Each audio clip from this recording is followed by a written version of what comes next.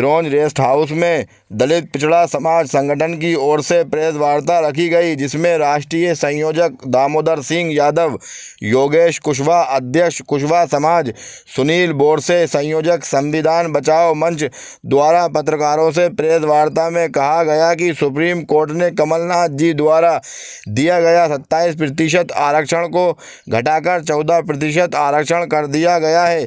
वहीं कहा गया कि भाजपा पिछड़ों का हितैषी होने का नाटक करती है, वे आरक्षण को समाप्त करने का षड्यंत्र रच रही है।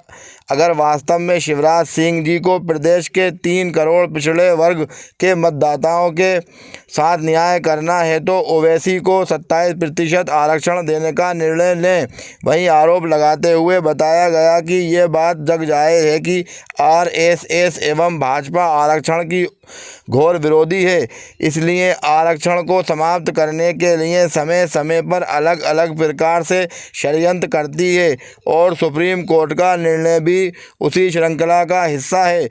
वहीं ये बात भी कही गई थी, भाजपा अगर देखा जाए तो पहले उन्होंने उमा भारती जी को मुख्यमंत्री बनाया जो कि ओवैसी से आती हैं, उसके बाद उन्होंने बाबूलाल गौर जी को मुख्यमंत्री बनाया जो कि पिछड़ा से आते हैं और अब शिवराज सिंह जी चौहान खुद मुख्यमंत्री हैं, वे भी ओवैसी वर्ग से आते हैं। मुख्यमंत्री पद तो दे दिया है लेकिन ये पिछड़ों की आवाज़ नहीं उठा सकते। वहीं सिरोंज कांग्रेस के ब्लॉक अध्यक्ष सुरेश यादव ने भी कहा कि हम ओवैसी वर्ग के साथ खड़े हैं।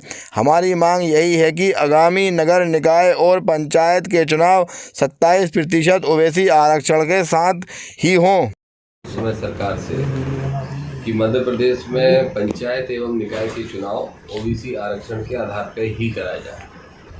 सुप्रीम कोर्ट ने चूंकि ये निर्णय कर दिया था और आरक्षण को समाप्त ही कर दिया था। हम लोगों मैं ये कह रहा था कि आपका जो संगठन है यह दलित पिछड़ा समाज संगठन, तो मुसलमान जो होते हैं वो दलितों में तो होते नहीं हैं लेकिन पिछड़ा में होते हैं। आपके संगठन में कोई मुसलमान नहीं है क्या, या आपने लिया नहीं है, या कोई मुसलमान आज साथ आना चाहता नहीं है?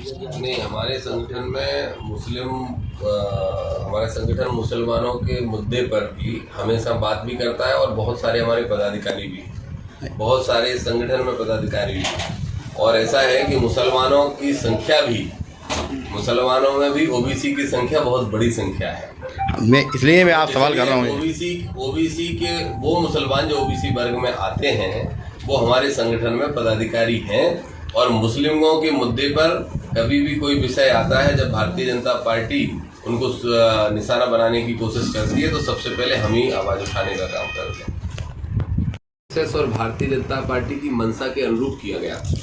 अगर हम लोग चिल्ला चोट नहीं मचाते तो ओबीसी का आरक्षण आज समाप्त होता, कल एससी का और परसों एसटी का भी होता। एक गेंद फेंकी गई थी कि देखते हैं इस पे चौका पड़ता है कि छक्का पड़ता है।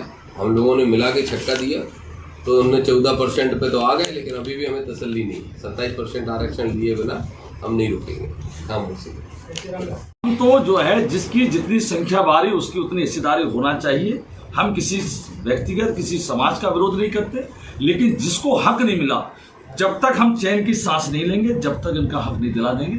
और इसके लिए हमें अब सर फूटे या माथा, हमने तो राह पकड़ ली, ये मूवमेंट को हमने चला दिया है और विश्वास है और पूरा यकीन है कि ये आंदोलन जो है उस मुकाम पर जरूर पहुंचेगा जहां महापुरुषों का सपना था कि इस देश में समानता, बंधुत्व और न्याय पर आधारित देश चलना चाहिए, राष्ट्रीय एकता और अखंडता रहना चाहिए, लोगों को रोजगार मिलना चाहिए।